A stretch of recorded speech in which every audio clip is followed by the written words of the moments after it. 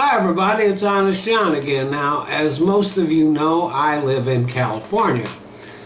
And every now and then I look up at the sky and I see contrails.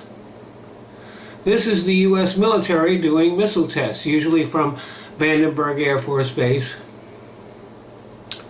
Last September, the U.S. tested a missile that flew from that base to a target in the Pacific Ocean.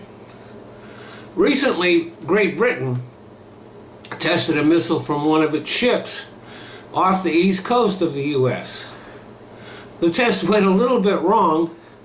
The missile was supposed to fly out towards the ocean.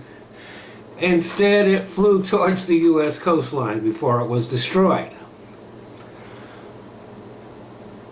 None of this got a lot of news coverage. But recently, Iran tested a short-range missile. And this got a lot of coverage and drew a threat from General Michael Flynn, who said that Iran was now on notice. Now, there is a UN resolution that forbids the testing of nuclear-capable missiles. And whether Iran is or is not in violation of that resolution is in dispute.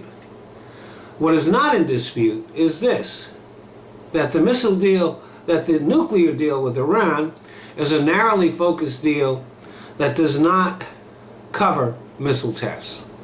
So even if they violated the UN resolution, they did not violate that deal. Now, Donald Trump and many Republicans would love to tear up that deal. But if they are looking for an excuse to do it, this isn't it.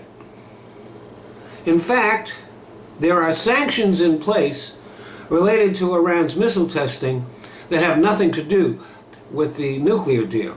And these sanctions have not been relaxed. But here's something that is very weird. Before General Flynn made his unspecified threat against Iran, he didn't say anything to the U.S. military. The U.S. commander in the area said, well, we heard his remarks on television just like everybody else, and we're still waiting for something to come down the pipe. Now, you have to remember that Flynn was forced out of the Defense Intelligence Agency because of his chaotic and erratic leadership style. It was also abusive, I'm told. This might be another example of that kind of leadership. Now, I do find it troubling when a nation like Iran test fires missiles. But I can't help thinking that we're blowing this all out of proportion. And it certainly should not be used as a pretext for tearing up the nuclear deal or for military action against Iran. Thanks for listening.